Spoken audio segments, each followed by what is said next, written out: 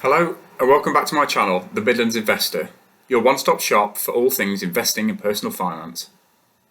Having been invested in the stock market now for nearly a decade, today I want to discuss some of the pitfalls to watch out for as an investor in today's market, and have set out summarising these across 5 key mistakes that every investor, whether active or passive, is at risk of making.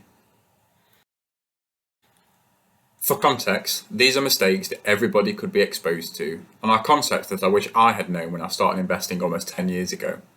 So, without further ado, let's get started. Here are the 5 key mistakes that I believe every investor is at risk of making. Takeaway number 1. Not diversifying your portfolio. Diversification is a key principle of investing that aims to spread risk across different assets, industries, and geographies. For example, an investor who only buys shares in technology companies may be at risk if the technology sector experiences a downturn. If all the companies in that sector perform poorly, the investor's entire portfolio will also perform poorly. However, if the investor had diversified their portfolio by also investing in other sectors such as healthcare, consumer goods, or real estate, the impact of a downturn in the tech sector would be lessened. By diversifying the investor's portfolio, they may still achieve a positive return, even if one sector is performing poorly. Let's take a look at another example. If an investor had invested $100,000 into a technology company, and the technology sector experiences a downturn, the value in the investment may drop to, say, $70,000, resulting in a loss of $30,000.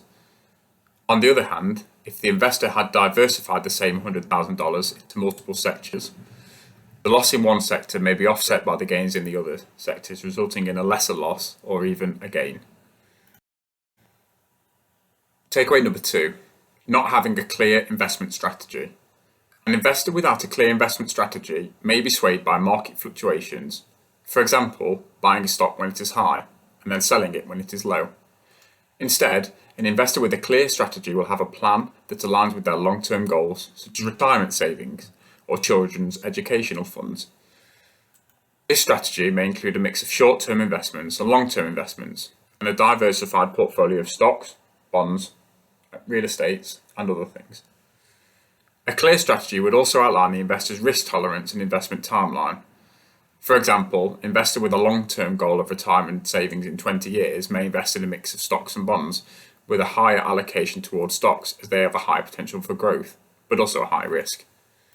The investor may also periodically review and rebalance the portfolio to ensure it aligns with their investment strategy and goals.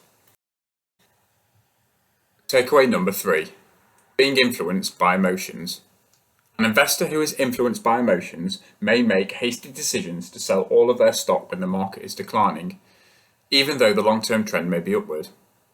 On the other hand, an investor who becomes too optimistic may invest too much in a single stock or a sector that is experiencing a bubble.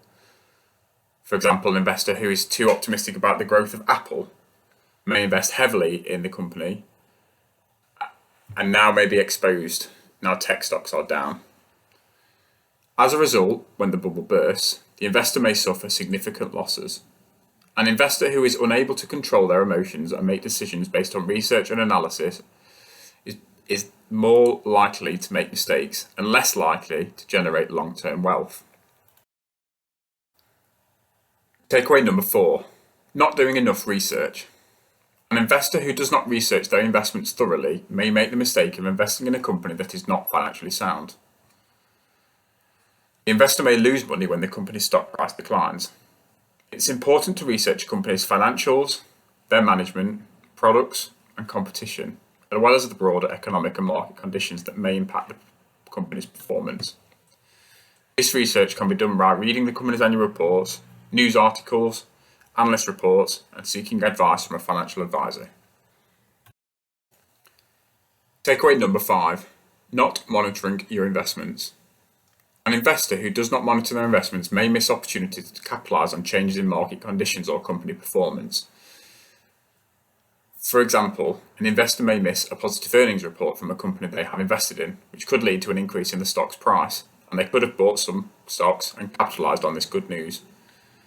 Similarly, An investor who does not monitor investments may not realise when a stock they hold has become overvalued and may miss an opportunity to sell before the stock price drops.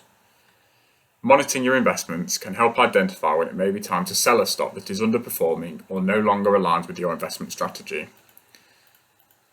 Additionally, it is important to periodically review and rebalance your portfolio to ensure that it still aligns with your investment goals and risk tolerance.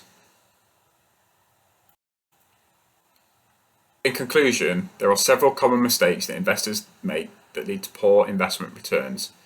These include not diversifying your portfolio, not having a clear investment strategy, being influenced by your emotions, not doing enough research, and not monitoring your investments. Overall, to be a successful investor, one should therefore diversify your portfolio, have a clear investment strategy, control your emotions, do sufficient research, and do monitor your investments regularly.